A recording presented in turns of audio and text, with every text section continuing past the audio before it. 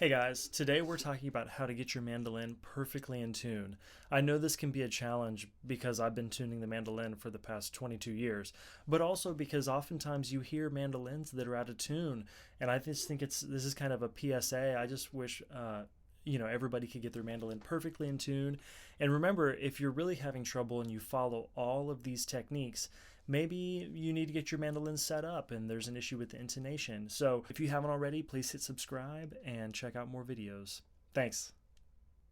Okay, we're talking about how to tune your mandolin, and I wanted to give you guys a good example of, let's say, when your mandolin is really out of tune. So here's where we're starting from.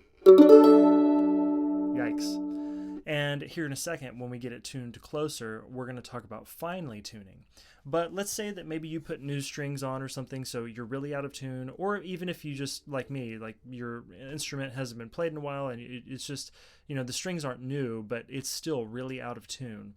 So what you need to keep in mind is that the strings actually need to be close to pitch in order to finely tune the instrument, and that has to do with several factors. Like I said, if you have new strings on, then the strings actually need to stretch out. So just bringing them to pitch one time, they will definitely not hold, and they'll be lower than pitch.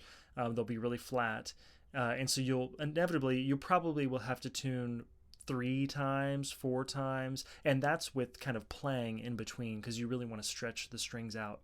The other reason is that let's say that I'm really out of tune and then I tune up just a couple strings, then it has to do with the pressure and the tension on the bridge, because let's say that you've got some strings that are higher in pitch, like they're 2-pitch, they're in tune.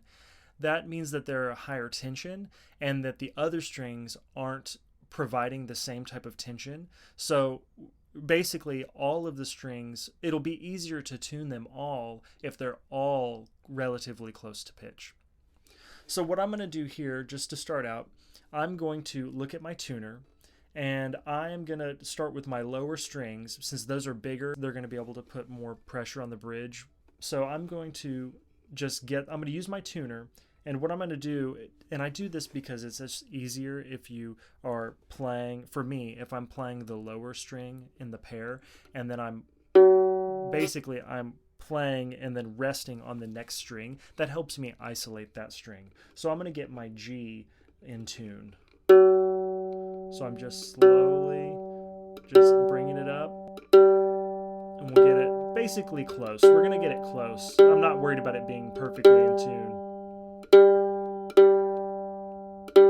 And what I just did was I went over, so then I went back under to tune upward, approaching it from below the pitch. That's important because you're kind of, if you tune downward, approaching from above, then it really is less likely to stay in tune because you've started something where you're detuning, you're unwinding that, so the pressure is more likely to slip away.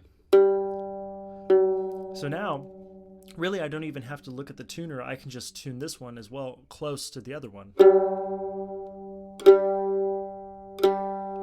That's pretty close. So now I'm going to do my Ds. This one's actually above D, so now I'm going to go tune it lower, and then now approaching from below. That's good enough. It's a little high, and actually, since it's a little high, I'm going to stretch. See how I'm just grabbing on to that one string and I'm pulling down, stretching it just slightly.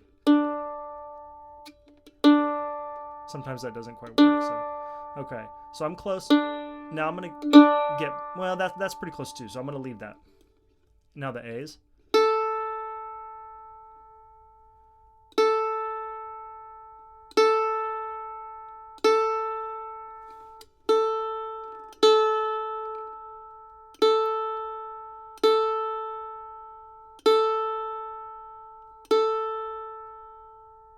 It's pretty good. Now I'm just listening, trying to get the same pitch.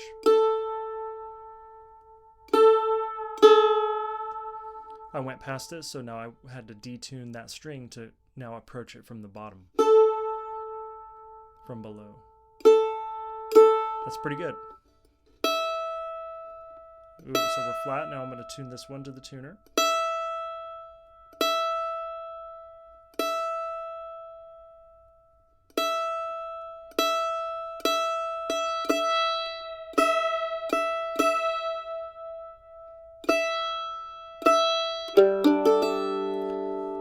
Now that sounds pretty good because my instrument, the strings have been played a lot, so it's more likely to settle in. But now I'm just going to go back over and make sure I've got all of my strings in tune. Now I'm finally tuning.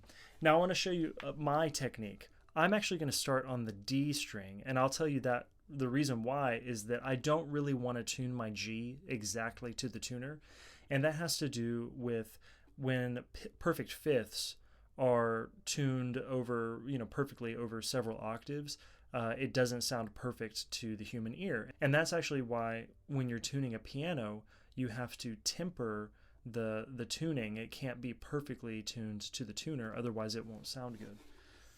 So I'm actually going to start on the D. That's one of my favorite strings to start on because it's one of the bigger strings, but it's not the G. That's pretty good. That's pretty good. I'm going to leave that there. Now I'm going to touch these A's. That's pretty good. I'm going to leave that there. Now let's try the D's again. It's slightly over, so I'm just going to stretch that string just a little bit. See how that lowered it? But that's going to make... That lowered it, and now I can approach the string from below, or approach the pitch coming from below. Now I'm likely to have a nice settled, my strings will settle.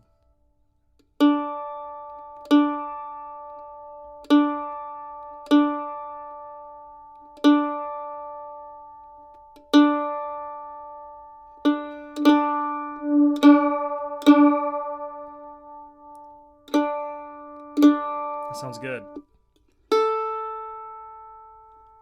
Just slightly flat, but see, this is so close. This tuner is really precise, so I don't have to get it exact. It's just gonna be a headache if you try to get it exact. I mean, it'll sound great if you get it really close.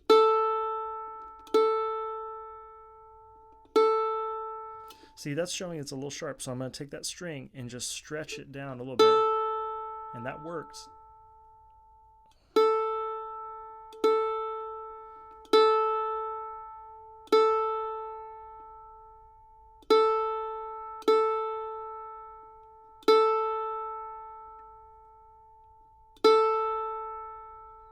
That's pretty close. I'm going to leave that now. I'm going to get the other A, and I'm not even going to look at the tuner.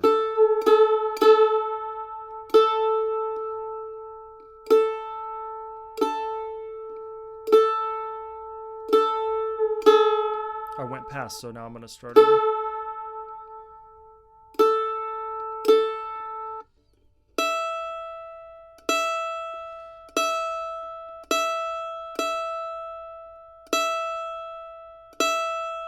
That's pretty good. So now I'm going to tune the other one, not looking at the tuner. And you'll notice the technique here is that you need to be playing kind of constantly, because if you're still turning the tuning button and you haven't played, then you don't have a recent example of what it's going to sound like, because now you're not aware of how close you are. You're not hearing where it's at.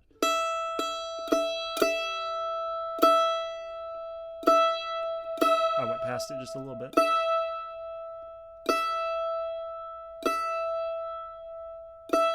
See, this happens. Sometimes it's hard to get it dialed in, so I went past it. Now I'm going to start over. I like that. Now, for my G. So, I actually listen to the D and G here. You can reference the tuner. I mean, it's not going to sound horrible if you tune exactly to a G. That's probably what a lot of people do. But what I like to do is just tune it slightly under. And I can hear it. See, the tuner says that it's flat. But to me, that sounds good. I like it, so I'm going to go with that.